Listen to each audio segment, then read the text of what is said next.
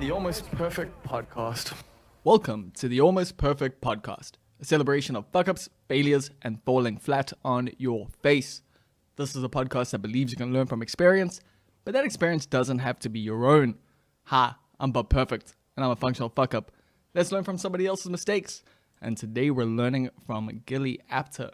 Now, Gilli is a comedian, she is a writer, and she is a director. Although I think the writing comes first. The comedian's probably what she's most known for, and the directing is probably what she wants to do the most. If I got our conversation down correctly, if I understood what she was saying, I think that's the vibe. Although Gilli loves stand-up comedy immensely, obviously, doesn't like writing much, which makes her a real writer because if there's one thing that I know about every single writer, it's that we hate fucking writing. It's one of those experiences that's just, every time it's painful. It's just having to suck stuff out of your thumb and just create gold out of nothing is quite something. But yeah, we get into some of that. We get into a lot of different things on this podcast. It was such a fun chat. I really enjoyed this one. Gilli and I don't know each other. She's one of the few people I've had on here who I haven't actually met. This was one of our first interactions other than on the internet, but I really enjoyed her performance on Frizz Pop, even though we'll chat about it on the podcast. And yeah, not her favorite set, but we'll get into why.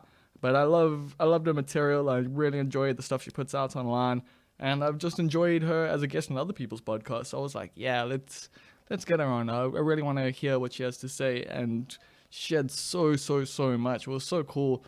We hear about the differences of growing up as a first generation South African in an Israeli household, and how Israelis are a bit more blunt and direct than South Africans, and how that's affected Gilli and her life. We get into how she finds writing and how it comes naturally, and that she's good at it, but not necessarily her favorite thing to do, like I mentioned. We get into comedy, we get into directing, we get into starting comedy a bit later in life. She started in her 30s, which isn't really old at all, but most stand-up comedians start in their 20s typically, but that gave her a lot of advantages in some ways, and some disadvantages, and some things she kicked herself about, where she was like, you can hear. I'm going to just tell you the whole podcast up front. Then you wouldn't need to listen. What a waste. But yeah, what else do we get into? We get into being patient with your passions, and also, letting your dreams get derailed a little bit, and then finding ways to head towards what you want to do again. So yeah, really, really cool chat. I thoroughly enjoyed it, and I think you're going to too. This is a listener-supported podcast, which means you can support it by going to patreon.com/almostperfect. There are a number of tiers there that had various different benefits. Yes, that's the word I am looking for. You can suggest guests, you can ask guests questions, you can get a mug. There is a level there. There's the titular titles tier, which I'll be telling you about a bit more just now. So you also get early access to content on almostperfect.co.za. This week was one of the first times I tried that out. I wrote my top 5 Casey Musgraves songs, because Casey Musgraves has definitely got me through 2020. She makes, just the most wonderful music, and just the most heartfelt music with witty lyrics, and just, yeah, I fuck with Casey Musgraves super hard, and I've really enjoyed her music, so I wanted to share it with other people, and I figured a top 5 list was a cool way to do that. So I did that. I put it out on Monday. I gave it the paywall for like 2 days, so that if patrons, you want that extra value, you want to get in there before anyone else, well, there you go, patreon.com/almostperfect. But then I worked out from the paywall, on the Wednesday, because all these things I do, obviously I'm going to put them out for everyone to enjoy, because that's what I enjoy doing. It's, it's not necessarily all about the money. Although at the moment, it's a little bit about the money. I would appreciate if you went to patreon.com/almostperfect. Yeah, because I guess I can tell you, I'm now on a freelance basis with Bubblegum Club, no longer on a contract with them, and it kind of sucks for me a little bit, but I get it because they're looking to attract a younger audience, and I am now 33, and a little bit old to be a youth culture writer and to really have my finger on the pulse of what's happening. But I'm still going to be writing for them, doing some freelance pitches and stuff like that. So that's cool. But I am looking for other sources of income and work at the moment. And I guess I'll be honest with you about that up front. What else I got? I've got some stuff on my notes here. So ex-guest of the podcast, Mitch Harper, one of the most popular guests on this podcast, in the top 5 actually of most listened on this podcast, is he's qualified for the Next Wave, which is this cool program. It's a Berlin-based program, I think, and it's a 9-month training program focused on cinephilia of the future and development of international markets. Now, to fundraise for this, because it's quite difficult, it's quite a lot of money that he needs, you can go to Mitch's Instagram page and you can buy prints from him. Mitch is a wonderful photographer and he's got a number of prints available there. So go to M Harper Arts, MHARPERARTS, over on Instagram, and hit Mitch up, man. Buy a print from him, or just go, I think he's got a backer buddy or one of those things. He's got a link there as well. You can just go drop a few shekels in. Like, Mitch has been doing amazing work for DIF, for the DFM, for lots of festivals. If you go listen to the podcast with him, you'll know like just how much of an impact he's had in South African cinema behind the scenes and just in the Durban creative scene in general. And he's someone who I think we should all support. So please, go check him out. Go buy his prints. Go hoy some money his way. And on a similar note, Kevin Goss Ross, who is an upcoming guest. I actually literally, whilst I'm recording this, just got off the Skype call with KGR. And man, I can't wait for you to hear it. It might be coming out in about 2 weeks' time, I think, because I've got a cool guest lined up for next week. That's a bit more timely, I think. But we'll see how it goes. But Kevin Goss Ross is selling some prints to try and raise some funds for the Winston Pub. And if you go listen to the Matthew Olivier episode of the Almost Perfect podcast, then you'll get a better understanding of the Winston. But I think a lot of you listening to this know about the Winston Pub, and you probably got a lot of love for the Winston Pub, and you don't want to see it close down. So help them out by buying some prints from Kevin Goss Ross. He's got 5 prints, I think 10 of each. And just hit him up. He's the Goss Ross on Instagram. You can either hit him up or the Winston Pub up. And try to keep local music afloat. But I'm really looking forward to you hearing the Kevin Goss Ross episode. We talk a lot about taking photos of dicks. So that's something to look forward to. Cool. I think that's everything on my notes here.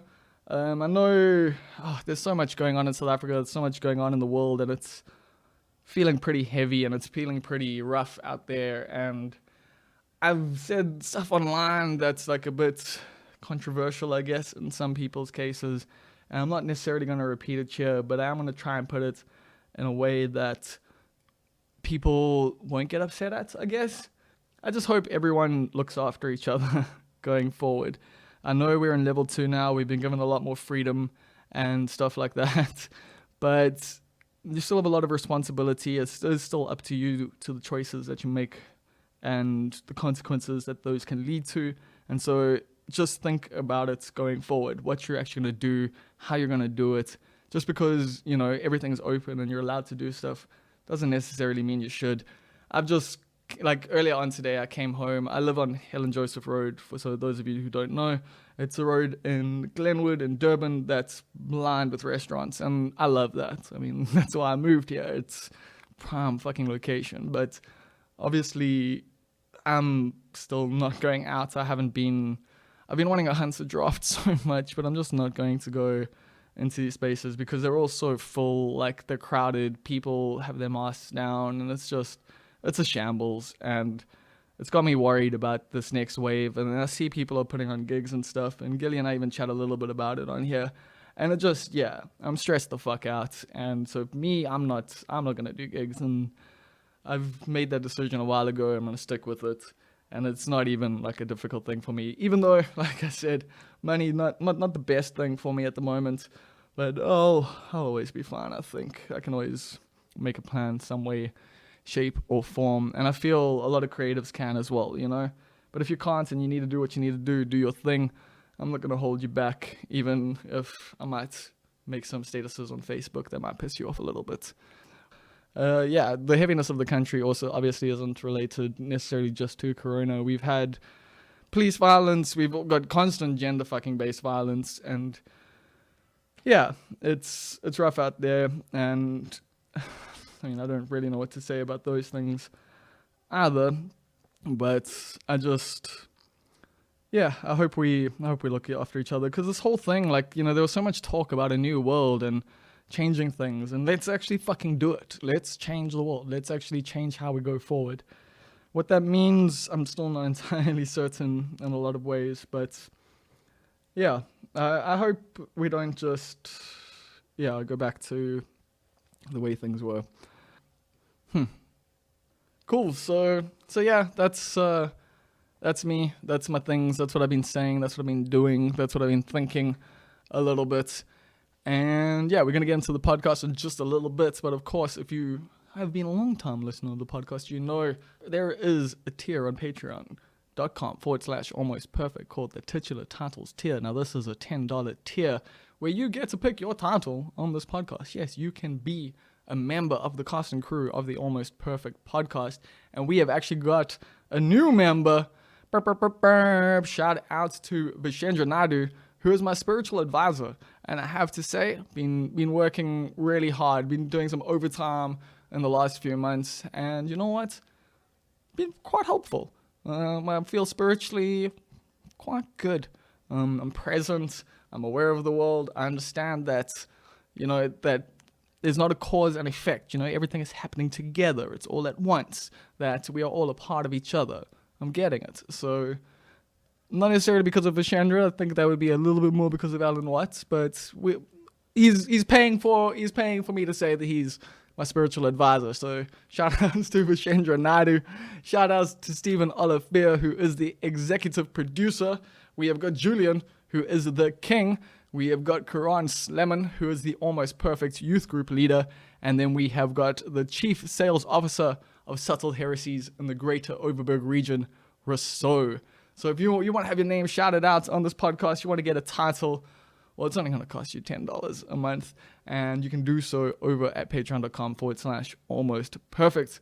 Alternatively, if you want to support the podcast, you can buy a mug. Yes, we've got Almost Perfect mugs that are printed by the Print Room Durban. And they are 100 Rand with 10 Rand from each sale going to Sasonke. Sasonke is an organization that is by sex workers, for sex workers, that is working to decriminalize sex work in South Africa, but they also obviously provide support in a lot of other ways. You can go to their website, sasonke.org.za, to find out more about them and how you can help.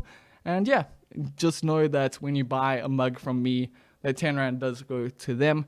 And yeah, maybe you can go give even more money to them if your heart desires. And yeah, that's it. That's everything I need to say. That's all the notes that I have in front of me. So that brings us to the Almost Perfect podcast with Gilli Apter. So how are you living, Gilli? I'm living well. I'm living well, and I have to say that that's quite a gift, you know, at the moment. We are living in a time where if you're living well, you're very lucky. So I feel very fortunate. Yeah, how has the whole lockdown vibe been for you? Has it been a roller coaster, or have you been fairly stable? Total roller coaster. Total roller coaster. And it's funny that you describe it like that. You know, Kate Pinchuk, who's a Cape Town comic, said to me at the end of March, she said to me, it feels like the whole country is like going up the roller coaster. You know, we don't know where that top is and what happens after that. So it's definitely That's a great description. Yeah, it was a great, and at the time it felt like that. At the time, we didn't know when the free fall was coming in any respect, like emotionally, COVID numbers, you know, all that stuff. So I love that description.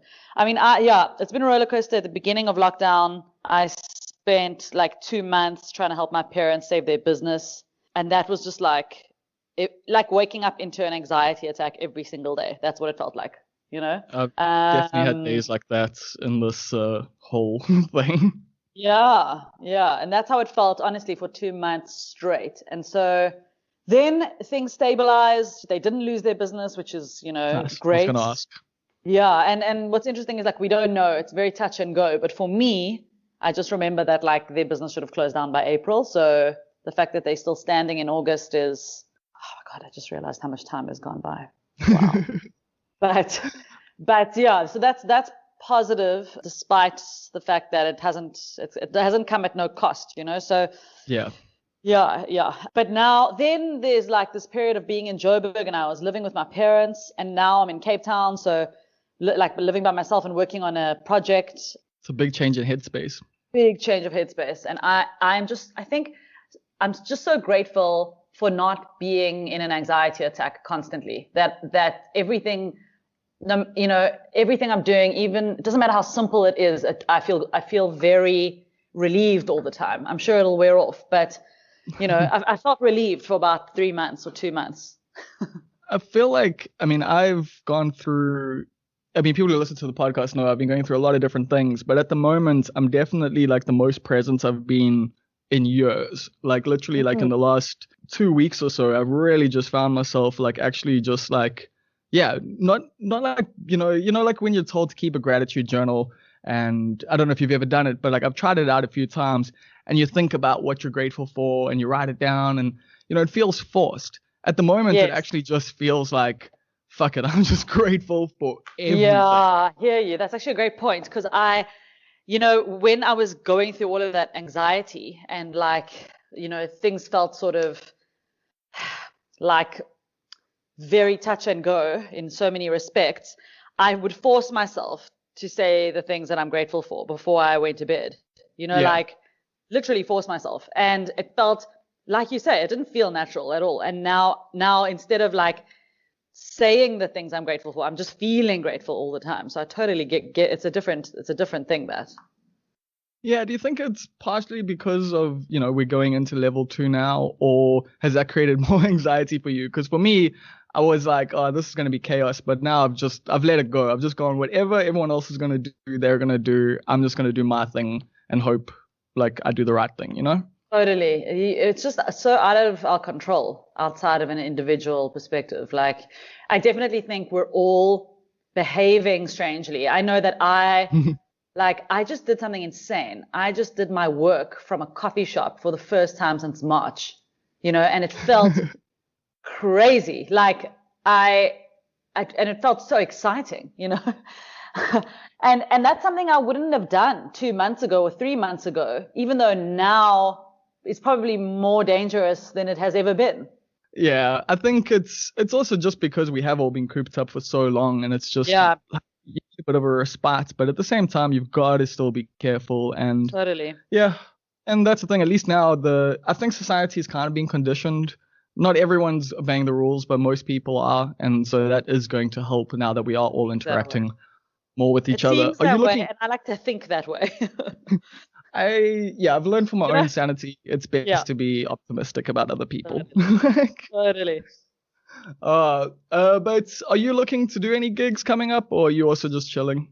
Well, I don't know. I spoke to Yassine Barnes yesterday, and he didn't know I was in Cape Town. He was asking me to do a show of his online. And then he told me he's doing gigs next week. And I said, what do you mean gigs? And he said, no, he's got gigs on Tuesday, Wednesday, and Thursday. And I said to him, well, I'm in Cape Town. And he said, well, it's probably going to be quite hard to get like spot on stage at the moment, but I could put you on Wednesday night.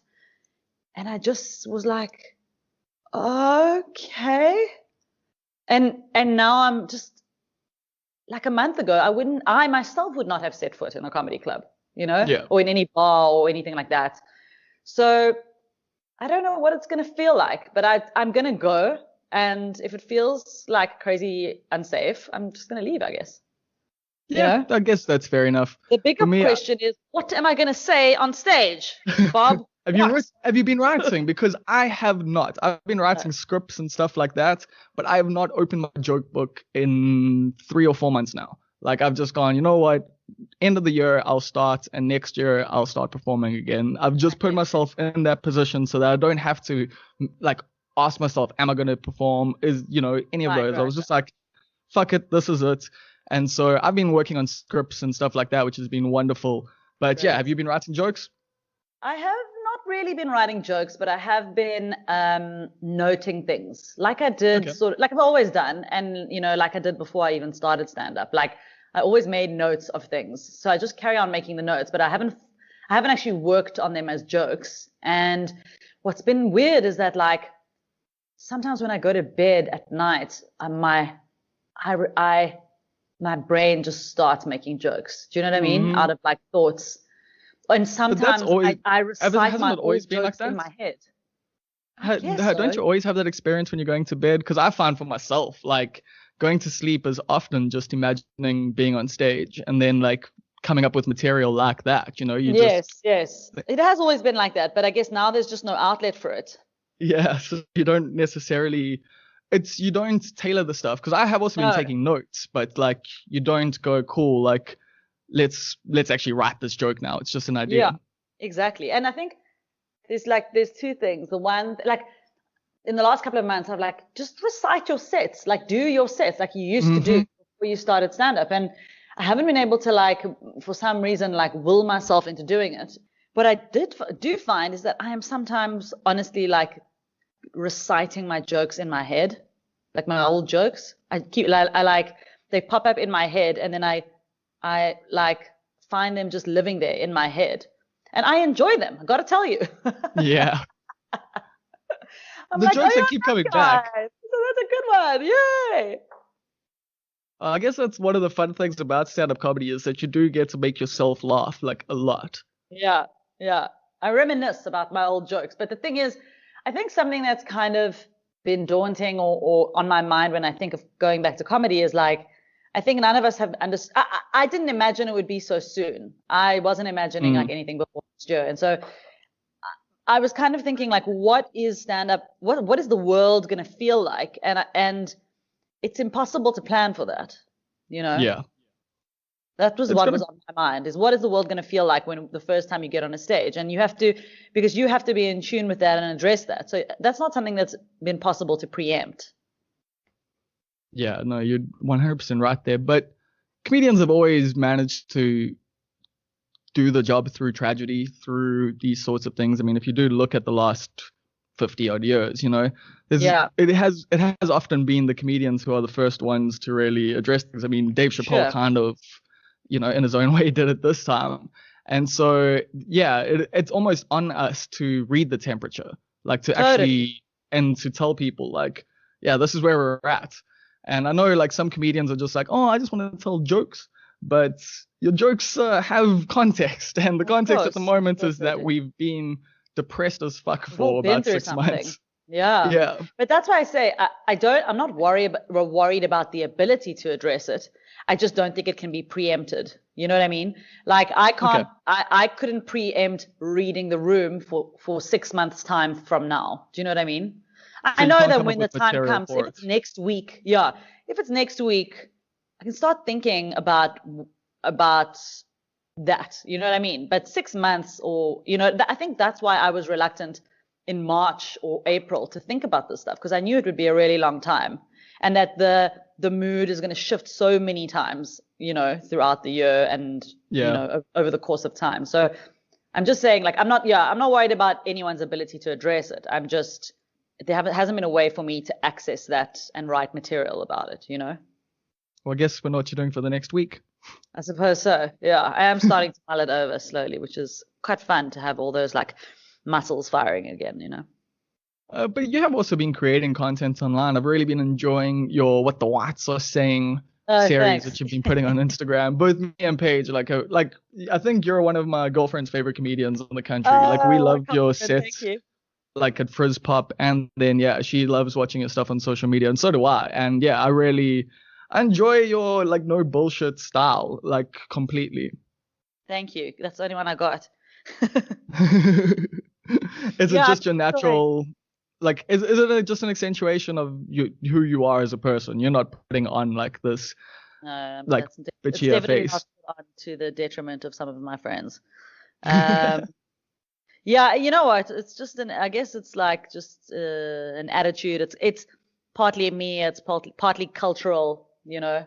Yeah. Yeah. It's Cultural very in cultural. terms Very of being Israeli. Jewish or growing up Joburg?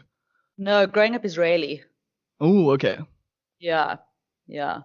You That's want how I grew to up. elaborate a bit? Because I have Well, no idea my parents are Israeli immigrants. Like I'm a first generation South African in my family. So I grew up, speaking Hebrew at home with Israeli parents who were immigrants who didn't know English very well when they came to South Africa. And so that's how I grew up. I grew up in an Israeli family, not in a South African family. You know what I mean? So what are the differences there? The differences are Israelis are very blunt. They don't have all the like polite societal niceties that South Africans have. They are confrontational. There's no such thing as like passive aggressive in Israeli culture. It's just aggressive. Just aggressive, yeah. And it's very connected. You know what I mean? It's two-sided, that thing. It's like on the one hand, you can't get away with anything, really. And on the other hand, you can't get away with anything, So it's like it's hard to explain, but it's when I say aggressive, yeah, sure, there's the typical understanding of aggressive, but it's also like it also Just doesn't no shy nonsense. away from anything good. It's not just aggressive in a bad sense. You know what I mean? Okay. In the negative sense, from my perspective. Okay, It's just also a that bit more like if you're intense. there, you are talking to people, you're engaging with them. You can't go through your day without a stranger talking to you. That would never happen. It would never happen that you would spend your day and somebody like would not engage with you. You could never get away with that. It would never happen. So it's like the culture is just very no nonsense. Okay. Yeah. I mean, like it's pretty far removed from my experiences. Yeah. So that's really interesting because I am, I guess a part of a society that's a bit more delicate with their words at times. Definitely. I mean, I can tell you now, like, if I think about my mom coming to this country, like, she often tells me these stories of like stuff she could just not like there were so many things she didn't understand, and that like she had to learn slowly over time about like how to deal with South Africans, that you couldn't just say stuff, you couldn't just tell them things, like you'd have to. And she's still quite aggressive in that sense, But you would say like basically it's like radical candor, like it's just like being completely open with someone, and not in a mean way, but because you actually care and because it's just great. It's real. It's not like, if I see something that upsets me, I'm going to tell you. Or if I see something that's great, I'm going to tell you. I'm not going to smile at you and then, talk shit 2 seconds later. Or, you know what I'm saying? Like, which happens a lot in stand-up comedy. It's the classic, like, very, very avoiding confrontation, shying away from any kind of directness, and their culture is just not like that. It's just like take everything head on. It can be exhausting. Really. No, it's okay. How have you found that in the stand-up comedy career? Have you found it's helped you, or has it hindered you at all? Have people like, kept you at arm's length sometimes because they're not too sure, or they're like admire the honesty and are just like, fuck yeah, we want to work with you? I mean, I don't know. I think I can't really compare it to anything. I don't have somebody else's experience, but I don't think I'm quite as, it's so funny. It's like by South African standards, I'm probably quite aggressive and confrontational, but from my perspective, I'm like, I find myself being so timid and like terrified half the time. You know what I mean? Like when it comes to confrontation. So I can't tell you that I feel that way about myself. You know what I mean? Okay. I think I'm like, I think socially, I tread more delicately than that.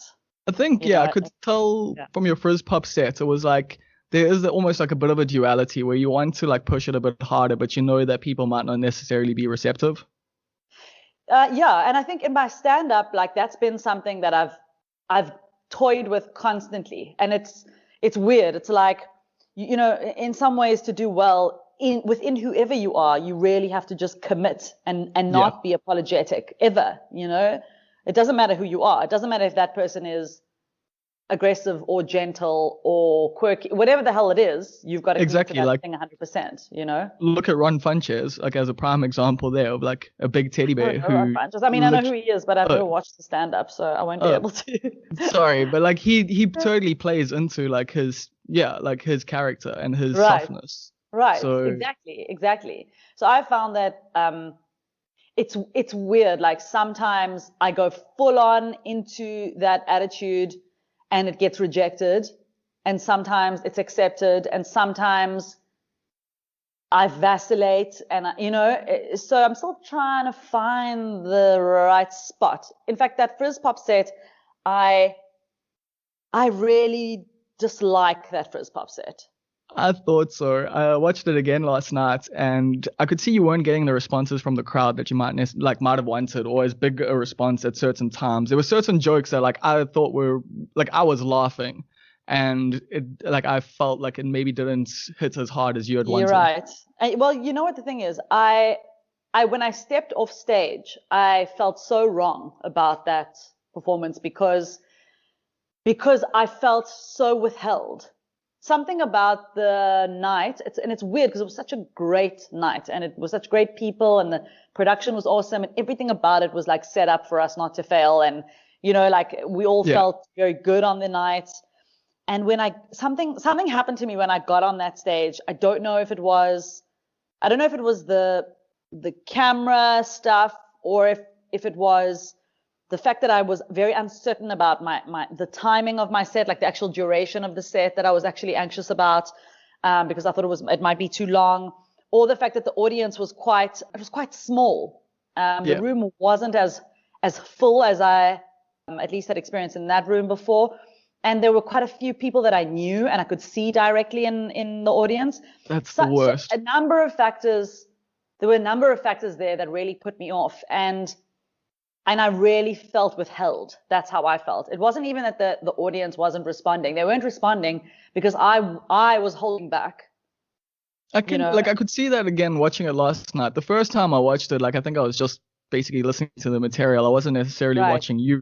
And then last night I watched you and I was like, I could see there was a bit of discomfort. You weren't necessarily moving around much. Like I felt very frozen. And I don't move around much during my comedy as it is.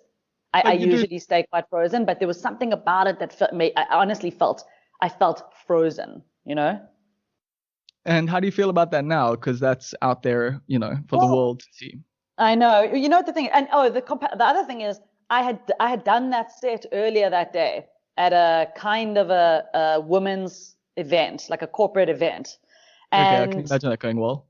It went like spectacularly well. And so I felt, and those jokes are ones that I've done many, many times. I feel very confident about them. I felt confident about the set. I still do, I still stand by all of that stuff. But it's just one of those things that you have to go, okay, well, so what? So I don't think it's a disaster. I don't think it's bad by any way. I don't think anybody would look at it and think it's a bad piece of work. I just know the difference of what it could have been, So, I just have to accept it, and I take it in my stride. I kind of go like, well, you know what? Like, it's out there. There will be others. At least I have learned from that thing, and I know that, that's not me doing, I don't know, like the Tonight Show or something. Sure. Rather let me fail. On a small show 4 years into my career on Showmax, than like on Netflix or something. You know what I'm saying? I feel you. And like you say, it wasn't a complete disaster at all. Like, I mean, because as I said, the first time I watched it, I didn't even really notice the weaknesses. And on top of that, your outfit was fucking fire. Like, I've got to give you that. So at least you've got that. That's something I enjoy. Let's go into your history, though. You, from what I understand, are Santon born and raised. Or pretty much, yeah. Within like the sort of 5 kilometer radius that is Santon. Yeah, I went to a Jewish school. Went to a few schools. Went to Jewish primary school, Then I went to a public school for the end of primary school and the beginning of high school, a place called Wendywood. Did you find it difficult to adjust there?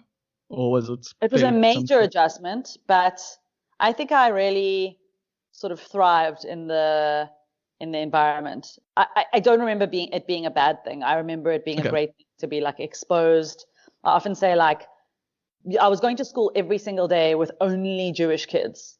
And then I went to a public school where not only were there black kids and Indian kids, there were white kids who weren't Jewish. Like for me, that was like, trying to understand what that was. It was a whole other world, such a world of difference. And so for me, it was really, really positive. It was really positive. And from there, where did you go to? There I was at the high school as well. Then I ended up, for my last 3 years of high school, I was at Crawford College, which was at the time in an office block in Killarney in Joburg, which is where Graham Crawford started Crawford College. So I was there for like its last 2 years. And then in my last year, the school moved to its campus in Sandton. How was that experience at that time? Because I understand Crawford back in the day to be a fairly like artsy kind of school. Oh yeah, it was a totally artsy, liberal, like insane. Crawford was an amazing experience. I don't know what it's been like in the last couple of years, but I can tell you in those years, it was still being run by Graham Crawford, and he just wanted, like, I came to the school, I had like really bad marks for science and maths and all of those things, and in fact I had bad marks all round, and I went for an interview with him. And he said, listen, your marks just aren't good enough. You had to have a 70% aggregate to get into the school at the time. And he said, is there anything you can do really well? Because I really wanted to go to the school. I had lots of friends there. And I said to him, well, I'm what I really love doing is art. And he said, okay, come back for another interview and bring me some of your art. So that's what I did. And then he saw my work and he let me into the school. And he said, well, you have to get your grades up. If you don't get them up like within 6 months, you're not going to be able to stay at the school, but at least you can get in and give it a shot. So that's like, it was such a vote of confidence as a young person to have that. And then to go into the school where art and drama and design and all of these subjects were given as much status and credit as every other subject, as sports, as science, as, so it gave you a lot of confidence as a young creative person. That's nothing like my school experience. Really? I don't know that a lot of schools were like that.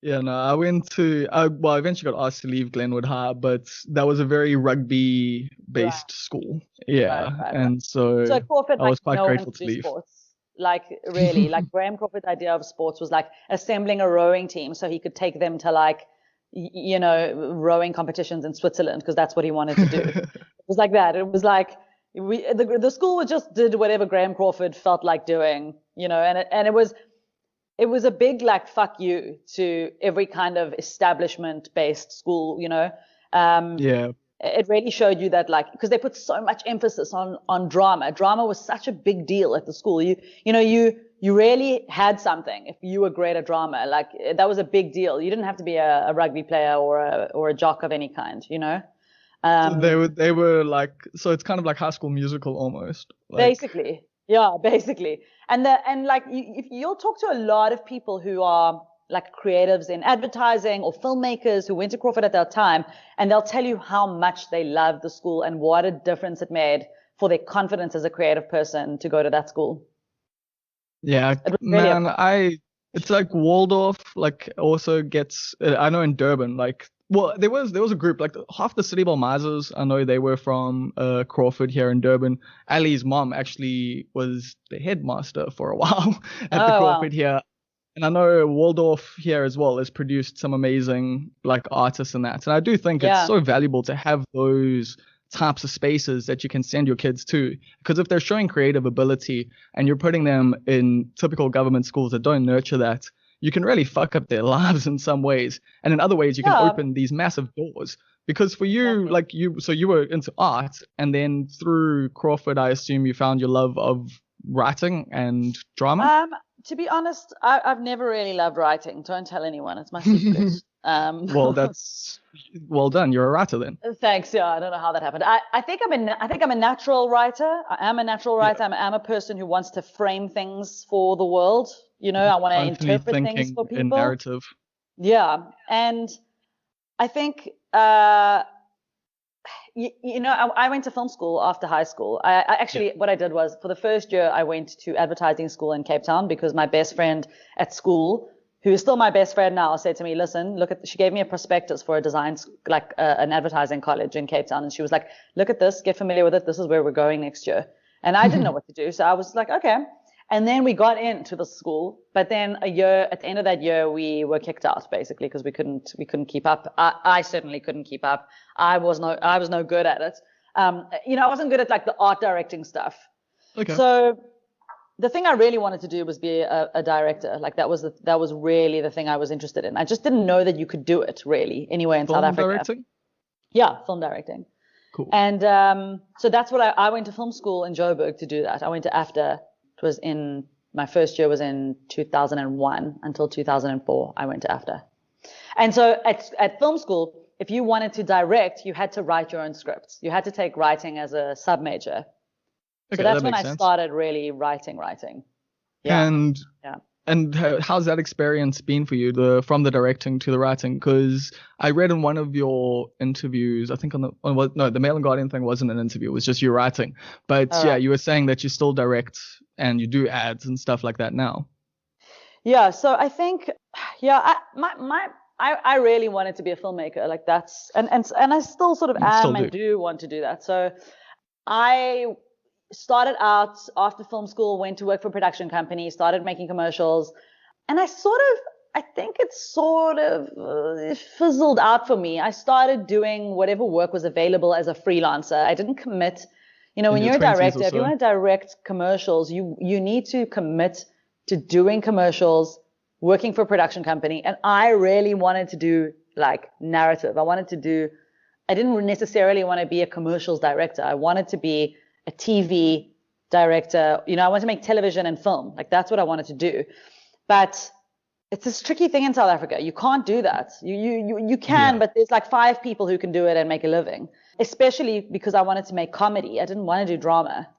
And it was the only thing I was really interested in doing or good at. So you start doing commercials under this illusion that, that will help you will earn a living, and then you can develop that into narrative filmmaking. And it hardly ever happens, because what you end up getting good at is making commercials. You end up getting good at telling those stories. You don't get any experience doing TV or film because you're not doing them. But there's this illusion that those are the same things. Yes, they are the same practices and some of the same skills, but you're not getting expertise at doing the thing you wanted to do. However, by not committing, from my sake at least, by not committing to like really doing commercials, I didn't do either. I didn't get good at making TV or film because it was impossible to actually do that for a living, and for so many reasons. But especially at that time. Especially, yeah, and so I didn't do one and I didn't do the other. I ended up making a lot of corporate videos, which is what I ended up becoming good at, which is not great because after 10 years, what you realize is, oh shit, I didn't become a filmmaker. I didn't become a commercials director. I got really good at doing this thing that after 10 years, 15 years, you've really got not much to show for yourself, or stuff that you're proud of showing. I did do a bunch of commercials over the years as a freelancer. And now I am with a production company, and I'm much more focused on doing that in a dedicated way. And I'm still, and what's interesting is like the writing came about like bits and pieces because it was easier to get into the narrative filmmaking world as a writer. There's just more opportunities than as a director. So that's something that's happened organically and that I've managed to sort of develop over time and really become, quite proficient at TV comedy writing. The plan is for it all to come together eventually where I can write, direct, TV and film. Do you have any scripts in the drawer there? I do have one like finished screenplay and lots of other like concepts, lots of TV, like fully fleshed out TV concepts. some that have been pitched, some that have been accepted, some that, like all in different sort of process points. Yeah, that's what's happening. Coming in as a writer, has actually helped you. It's definitely helped me. It's helped me in so many ways. Firstly, it's helped me have a career in writing, and it forms part of my income. And it's also helped in my stand-up. It's helped in my stand-up, and it's helped in the fact that I have the confidence that I can write anything. It gives you confidence to have one single skill that you can point to, that you can make money from. I know it sounds basic, but yeah, but you can also use it in so many different ways. That's the amazing thing about writing. Absolutely. I keep referencing there was an episode I did with a guy called Charles Blichnote. He used to be the editor at City Press, and now I think he's at New Frame. But either way, he said, to me, something that stuck with me, and it's actually what made me start script writing, was that a writer is a writer is a writer. You should be able to write a press release. You should be able to write a play. You should be able to write a poem. If you are a writer, you should be able to write. And so since then, I've just tried to develop every aspect of my writing, not just be a music journalist and comedian, but actually be someone who can write anything. Right. Yeah, it's very helpful because you can do so much with it. It is very, it's a really good tool to have. And I use it if somebody approaches me, somebody recently approached me to write copy for their website. And that's not really what I want to be doing, and it's not my strong suit, but I was like, yeah, sure, why not? I can do that. I'm capable of doing that, and I can do it well. And I needed the money, and I was like, yeah, I will do that. I wouldn't have done it if I had 10 other jobs at the time, but I didn't, and I did that work. And so, yeah, it just allows you to do all kinds of things. I consult on so many of my friends are ECDs at agencies, and they'll be like, Gilli, please just take a look at the script. So I consult on a lot of script, especially when it's comedy. In my directing work that I've done, I've always found myself editing scripts that I get, and improving them. I write scripts, I write jokes, obviously. I write sometimes corporate scripts for other comedians. All kinds of stuff, and it's very it's helpful. What's that like? Because I genuinely have no clue what that world is even like. I've gone and tagged along with other people when they've done some corporate gigs, and I just cringe the entire time. So what's it like writing for those environments? Well, you know what? You have to accept it as a different thing. Yeah. I can tell you that I have in the last 2 years started doing 1 or 2 corporates.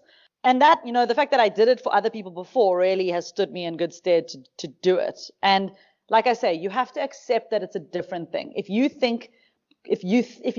go in with the expectation that you're purely going in to entertain people like you do with stand-up, then obviously the thing is going to feel cringy. But if you go in with the expectation that oh no, you are a person who is holding this evening together from a what's the word I'm looking for? Administerial perspective, you know what I mean? And then you can be charming while you're doing that, which is really all it is. It's not actually comedy. It's you're a charming organizer. You know what I mean? That's what you are when you go into that space. And so that's why a lot of comedians go into that space and feel so I've done those corporate gigs where I feel like but it's because I've forgotten that in that context I am not a stand-up comedian. I'm a charming MC. That is that job. And when you look at it from that perspective, then your expectation is very different, and you can do it really well, And I think the people who do it really well are people who come in prepared. Yeah. You know what the event is. You've tried to, if you can, tailor some material towards that. You have maybe thought about funny, surprising things about that event or that company or whatever the hell it is. That's what makes a sought after MC. But it is an MC. You are not a stand-up, in my opinion, doing that job. That's a good distinction. And thanks for clearing that up for people who might be starting comedy and are like, I want to do corporates, or maybe I don't. And so they've got a bit more of an understanding there. But you got into stand-up comedy through writing. You used to write for other comedians. You used to help punch up their jokes, right? Yeah, I mean, I've worked, a lot of people know this, I worked with Nick Rabinowitz for many, many years. And we met because we were working on a TV project together. And then he would from time to time send me stuff that he needed help with, whether it was like, like a TV concept that he was working on or something.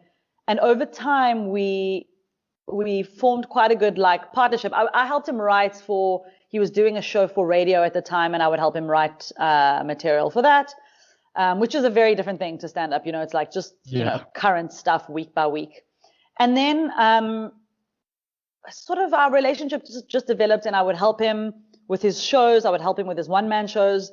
And yeah, I mean, when I think about like how long it took me to start stand up, I won't get into like how for the first like 2 years of doing stand up, I was so angry with myself for not having started it sooner, Had you been wanting I managed to sort of come to terms with that and put it aside. How long had you been wanting to do it for? To be honest, I think I've probably always wanted to do it. I think I probably always wanted to do it, but I couldn't see it. It's like, it's hard, it's hard to explain. Like I just couldn't see it. And until you go to a gig, until it's real for you. Exactly. And I had Nick encouraging me for years to start, years. And I just couldn't like get it together to do it. And I would write notes and I would, think about it. And it's almost like you have to slowly, for some people, not for everyone. I'm the kind of person who I have to build an idea in my head for a long time before I can open the door to the thing, Yeah. Like that's this I have podcast to like put down foundations in my head for a long time before I take action on something. And eventually like you take action like just before it's baked. Oh, is that so? Yeah, I had it in my mind for years, and then eventually it was just like, we're doing this now. Like 3 years of just, I'm going to start a podcast, and then you eventually do. And so for you, comedy was just this thing that you were like, I want to do this thing. I can do this. Can't I do this? Can I do this? Yes, I'm sure I can do this. Yes. And you know what helped? And it's funny, I often say this to comedians or people, so not comedians, but people who want to start comedy and they're not sure where to start, or they're afraid, or somebody who I think has potential to be a comedian, especially like particularly women, who like talk to me about stand up, who are writers or who are performers of, and they're thinking about doing stand up. And the thing I always tell them is like, go to shows, because what's going to happen to you is what happened to me, which is I started going to lots more shows. And what I realized after a long time, I started going, oh, I can do this. Oh, I'm funnier than that guy. Oh, I can write better jokes than that person. That's like how everyone starts. Yeah, because you start to realize that the thing that was in your head that you were afraid of, it stays there. But when you see it manifest in front of you, you can measure yourself quietly in the dark, It's funny, like I stopped thinking like that when I started stand-up. Like until the day I started stand-up. But every day before stand-up, when I would watch a show, I would go, I could do that. And then the day I started stand-up, I stopped thinking that, It was a different. Do you ever think some of your sets have inspired people in the same way? Like people have watched you and gone, I can do that. I hope so. No, I definitely think on the bad nights, people have watched and gone, that shit, I could do better than that. 100%, no question. But maybe on the good nights, what I do hope is that I've at least done, aside from the entertainment, like being a woman on stage is a whole other world, because it's like, firstly, people are seeing something, at least especially in our country, that they've never thought existed before. Yeah. So like, you are doing jokes, but you're also exploding their ideas of what they thought was possible. And then for women, I think I really enjoy, I can see it happening when I'm on stage and I can see the audience. I really enjoy seeing women's eyes like twinkle at me. It's like it's something they haven't seen before. It's something they're excited and eager to see. So it's like, I wonder, I do think that like the visibility of it helps young women who might be thinking about doing stand-up. At least there's something there for them to see, Yeah. There are more examples now. Yeah. And I'm happy to be one of those examples. You know what I mean? Yeah. Did Just an added you bonus. because you got into comedy fairly late in life, did that have an effect on things? Was that like part of the reason why that you were even worried about it? You were like, oh, if I start now, then I'm only going to be, like if I get good, I'll be in my 40s and like stuff like that. Was that a worry? I mean, it continues to be a worry. It's like I started when I was 33, and in the beginning, I didn't think that way. In the beginning, I was just concerned with like getting good. And thankfully, like I think something that helped me and something that was very helpful was something that was a good result of starting at an older age was that I knew I wasn't going to be good. So my expectation was of myself and of the experience wasn't high. It was low. And so I knew that all I had to do was just grit my teeth for a while. And that's what allowed me to actually get back on stage and keep doing it. Because if I didn't know that ahead of time, I might have quit after my third gig. I just knew. Yeah, I remember speaking to Nick when I started and he was asking me how it's going. And I said, I made a deal with myself that I wouldn't assess anything I'm doing until I'd gotten up 20 times. That's fair. Yeah. Like I wouldn't even give it a thought. And then Nick said to me, okay, cool. Keep that concept, but make it 100. That's even more fair. Yeah. Like that is when you can start. Definitely think after 100 gigs is when you can kind of start like going, okay, this is what I'm doing. Yeah. And so I think I had the maturity and life experience to know that I wasn't going to kill on my first anything. So that first show that I did was a great experience because it went fairly well. It went what you call well for a first time, And actually, most first times go well for a first time. Well, some people fucking bomb hard on their first time, Yeah, that's true. Or something not great. Some people do really well on their first time and then not again afterwards, and that's a big problem, Yeah, I've seen that happen to people where they come with all their friends and their friends whoop and cheer and holler. Exactly. Then they stop coming to gigs because your friends will only come to the first one. And they might come to one a year after that. So it's one of those things where it's like you're eventually going to be in a room of strangers and reality is going to sink in because no one is on your side. Like they want to be, but they're also judging you. And you need to be good. Something that I knew would happen, like I for my first gig, I had the good sense to only invite 2 people. One person was a close friend of mine at the time who came to the gig with me and like literally held my hand, like to help me through it. And the other is my best friend and her husband. And we didn't know that she was very, very pregnant at the time. She was like, we didn't know that she was going to give birth like a week later. So she was very pregnant. And something that I knew was going to happen because I'd seen it happen with other people is that I prepared her. I said to her, you're going to come and you're going to want to support me. But what's going to happen is you're going to feel sick with nerves because the second your friend actually goes on stage, you are no longer excited. You are now terrified. That's how I always tell when I have a friend come watch me, especially in those early years. I knew if they were nervous, they were a good friend, because they care. Starts to feel what you feel when you go on stage, which is scared, Anyway, I was like, I've got to invite at least one person who knows me well so that they can tell me how badly it went, if it went badly, but could also be there in case it went well, Yeah. And that first gig was, it's such. I think about it now, and it's really funny to me, like how I was and how scared I was, and the truth is, like all of the jokes still hold. So that's what saw me through. I still tell some of those jokes in that first 7-minute set. So. But that's from your experience, right? Because I was going to ask that. Like, that's the cool thing about you starting comedy is having the experience writing and actually seeing your jokes get laughs. Like I can, from other people, it's like you now understand that I can make people laugh. I just need to be able to do it as me. Like you just need to figure out the mechanics of doing it as yourself. Totally. Because joke writing is a skill. And I had done it for many years. So it helped me understand immediately. I immediately understood the gap that lies between joke writing and being a comedian. Like, yeah, it all came flying towards me, and it's been flying towards me for years now.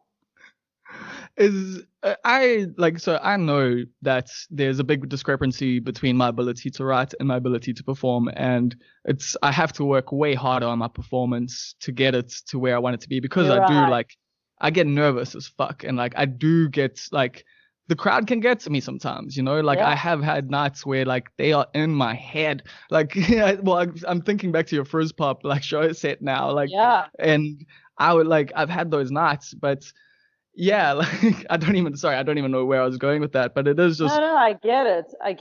It's there's a huge gap between writing jokes and being a comedian. It's a huge gap. And you know, people often, like, I have had this conversation with friends of mine about how I actually had this conversation with a comedian recently. I don't know who it was, and they were struggling to write. Like, what's your process of writing jokes? And I had to say, like, oh no, sorry. It was a friend of mine. We were talking about what the difference is between, like, people who are funny and comedians. And I was like, everyone's funny. Everyone has funny thoughts. Everyone thinks funny things during their day or has a funny idea. Everyone. Twitter has proved that. Yeah, exactly. And the difference is, comedians take the thought and then work on it. We work on it and work on it and work on it and work on it. And then we work on it again and we work on it again. And we keep going and we keep going. And then we have to keep working on us, on being us in the world and being present and being, not trying to not be swayed in a million directions and trying to not, you know what I mean? Trying to be ourselves, but not be us. It's like this, and it's something that you just can't, you have to just learn it as you go. And then you write, and then you perform, and then you write, and then the writing becomes you, and then you become the writing. And then it's impossible to really do well unless you're doing it all the time. Yeah. I know that's obvious, but it's you have to be immersed in it, and you have to be immersed in you. I think that's what the thing is. You have to know yourself. You have to constantly be working on you. It's not like just the stage. Yeah, I agree with that. You have to be in touch. It gives you more perspective. Yeah. And it lets you be, like, when you are on stage, you, like, when you're saying what you actually think or what you actually believe, and you're hiding it around behind jokes, I find it's way easier than telling jokes you don't actually believe, if that makes sense. Like, for myself at least. So, that's interesting. That's interesting. I'm just assessing what you're saying. Yeah. Like, that's the thing. Like, if I come onto stage, like, and I've been thinking, like, long and hard about something, and I tell jokes about it, personally, I feel way, like, that just comes out. That's just what I mean. Like, that's just going to come out naturally. So even if, like, I fuck up some parts of how I say it, I know what I mean because it's what I mean. So I can get it. Yes. Whereas 100%. when you're trying to play around with other things, other ideas, things that you might not necessarily agree with, or, like, because I still do that. I tell lots of jokes that I don't necessarily believe. Or that you've changed your perspective on, or that you haven't investigated deeply enough, Exactly. You're kind of uncertain if this is the right way to go with this. And so when you're telling it, you don't necessarily say it with full confidence. Totally. And something for me is, like, sometimes you can only find the thing through the combination of writing and thinking and performing.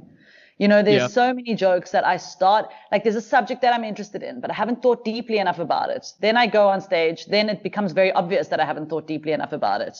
But I didn't know that before I performed it. Then I go off, and then I have to think about it some more. And, sometimes there are things I want to talk about that are difficult to talk about. And then I have to find my truth on the thing. So as you say, like, I can say it with conviction, and that no amount of influence can change my conviction on that piece of information. You know what I mean? Yeah. I have to be able to stand in it. Exactly. And you could be okay if the crowd turns in those moments, because it's like, It's okay. That's actually my thing. You know, we don't have to be Yes. on board with each other right here. Here's another joke. It's okay because you're okay with your position. Yes, Whereas, yeah, when you're exactly. not, you can kind of feel like, fuck, like, did I lose them there? Was I wrong? Did I say the And wrong that's why I thing there? say you have to be okay with you, you know? Yeah, And I said that's why I said it's not just about the stage, because when I go up there and I say something and I have that conviction about it, I've got to be okay with it in myself. Me, yeah, I'm the one who has to go to sleep afterwards and be okay with what I said, whether it goes well or not. definitely. And Do you have that's a personal work thing. I don't think that that's only, having the joke be airtight. yeah. Do you have any jokes that you like regret telling that you look back on and you're like, I definitely hope no one ever finds that? No, I can't say I have anything that's like. That's probably because you started when you were older. I've got joke books of material that I happily burnt. I didn't actually burn, but like they'll never. Yeah, I can imagine. I mean, I think I also started comedy at a time of like major social and political sharing and awareness in the world, not just for Yeah, me. yeah, Um, definitely. Because I just do think before, it's a different era. Like I do think if I had started comedy 15 years ago, I would have a book like that, yeah, because that was the thing. Like the people on TV back then were these white dudes who were saying wildly audacious shit. Being Totally. atheist and like just trying to be transgressive in all these ways. So that was what like I looked up to early on, and I'm so grateful that the world has shifted and we have shared. And I mean, I'm so grateful for everything I've learned because I would hate to be the kid I was, like still Yeah, I now. get you. I get you. Me So too. I'm also very grateful for everything that I've I've been also able, like I often say, like there's so much I've had the luxury of learning quietly by myself, Like I think about like I think about my relationship to like race and white privilege. Like I've had the good fortune to be able to just learn that quietly by myself and slowly learn things and shift my opinions and understand, who I am and what my role is in that whole sphere. But I've been able to do that in the dark. yeah, but I mean, people also choose to do it in public. Like I people suppose. feel like they've I got suppose. conviction with their shitty opinions, and so they go, "Hey, I here's my suppose. shitty opinion that I really believe in," and everyone's like, "Ah, that's a whack dog," and then you're Yeah, like, I "No, it's suppose. not," and then And you and and become, honestly, a lot of the time a lot of the time it's not meant badly, It's one of those yeah, things where the road to hell is paved with good intentions. It is how much you choose to expose yourself. And I suppose I'm not really a person who I tread quite cautiously. but I think that's I probably rarely put comes, something out without thinking about it. Very rare. which I think comes from being a writer. Like you're constantly going over everything in your head. Like But I think that's I'm a in, writer, my style of writing, and I'm a writer because of that impulse, not the other way around. what do you I mean? think I'm a cautious person. You know what I Okay. mean when it comes to Oh, expressing okay. myself. Yeah, I do turn things over in my head before I say them, most of the time.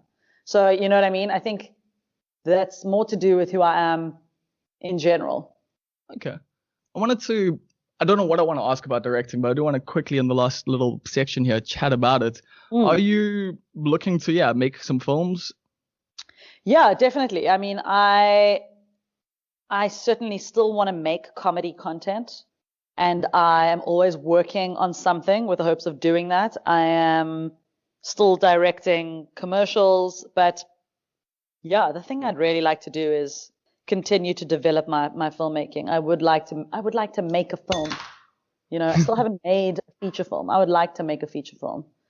And I want that to be a comedy. And there are some things that I'm working on, and who knows when they'll happen. But at some point, especially because stand up is such a gift to be able to just do, as Yeah, opposed to filmmaking, which requires so much more resource yeah, for, it literally requires budgets, like, yeah, and and 100 other people. and every bone in your body has to work on it. It's like, I've said this so many times that like stand up is easy. And I'm not talking about being good at stand-up or, each different aspect of doing it. But in the actual physical act of doing stand-up is easy. To make a film, you have to do so much. You have to have money. You have to have people. You have to have a broadcaster. You have to have idea. You have to have all the things you need for stand-up, and you need a ton of other shit. And then the actual process of doing it is close to impossible. Even if you have all the talent and all the resources, then making that thing is close to impossible. That's the level of difficulty of making films. And at some point with the stand-up, because stand-up for me in comparison is such a gift, because you can just write the fucking joke and then get on a stage and tell it, all within 24 hours. And also the pay to time ratio is insane, for stand-up comedy. Exactly. So for me, it's been such a gift to do stand-up, and the filmmaking for me, okay, I developed more of a patience for how long that's going to take. I was like, maybe I'll make a film when I'm 50. That's fine. Yeah, where's the problem there? And it means that you'll have a lot more perspective to put into it. You would have learned so much. There's obviously value in just doing the thing, but there's also value in waiting. Yeah, look, I'm not waiting because I want to wait. I know. But I have become more patient with it. I have gone it feels different to stand up for me in that sense. There's less urgency there because I feel like it basically requires your whole life. That's what it takes. It takes your whole life. And it's also, I guess, because you've got the stand-up career that's working, you don't have this pressure necessarily when it comes to... I don't have pressure to express myself because that's being handled. Yeah, that's so cool. The pressure of telling the world how I feel in a film. I can tell them every day, except right now. Yeah, well, there is still the online stuff. I know you and Tats, are you and Tats still doing videos? We're a bit delayed. We still want to do more of them. We've fallen off the horse. That was bound to happen at some point in this thing. Everyone that started something in COVID has taken a break from the thing that they started. I've seen literally every single person took a week or two off of their videos that they were doing, or I started hey, you're doing other things. But I was surviving. I don't feel bad, I feel okay about it. That's the whole thing. Whatever you did in these 6 months, you did it in a pandemic. Totally. That's the whole thing. So if you did nothing, cool, you were in a pandemic. If you did half the stuff you originally set out to do, once again, you did it in a pandemic. And if you did everything, well, fuck you then. Agree. Strong agree. Cool. Well, I think that brings us to the end here. Where can people find you on the internet? They can find me on the various social medias, Instagram, Facebook, Twitter. I'm there. Just your name. And are you on YouTube at all? I'm at Gilog on Twitter and Instagram. People think it's Gilog, but it's not. It's just Gilog. And Gilli Apter Comedy on Facebook. Are you on YouTube? Because I've seen some stuff. I am on YouTube. Yeah, I put all my what the whites are saying stuff there, and my videos with Tats and some stand-up. Cool. Well, thank you very much. On YouTube. Okay, cool. Well, yeah, thank you for your time. This has been a really cool chat. Thank you. Yeah, I'm excited to see where things go. I'm looking forward to watching your movie, hopefully in less than 10 years' time. Hopefully, yeah. Look, by 50, but who knows? Who knows? Cool. Enjoy the rest of your day. Bob, thank you so much. I really appreciate it. No worries. Cheers. Bye. Congratulations on making it through to the end of yet another almost perfect podcast. That, of course, means that you have won yourself the opportunity to be promoted to... yeah. Well, actually, I'm going to let you know about something I should have told you a little bit earlier, and it's not necessarily being promoted to. It's a competition! Yes, you can win yourself an almost perfect mug. Head on over to iTunes or Apple Podcasts, and please leave a review, a nice one, or ideally. I'm actually not going to enter you into the draw if it's a shit one. So a nice nice review, because we're trying to game the system a little bit. And send me the screenshot to bob@almostperfect.co.za before 31st of August. I'm giving away 3 mugs this month. I might do it again next month. So, if you do the review on the 31st, maybe you'll be entered into the next month anyway. So just go leave a review. and you might find yourself getting a mug. Of course, this is only open to people with a South African address, because if you heard at the beginning, I can't afford to be sending mugs overseas at the moment. Other than that, please go to M Harper Arts on Instagram, buy his prints, help get him to the Next Wave program over in Berlin, and go to the Goss Ross on Instagram, or the Winston Durban, or the Winston Pub. I can't remember what their handle is, but you'll find it. And go buy some Kevin Goss Ross prints and help keep the Winston Pub alive. Stay safe, stay sane. Love you.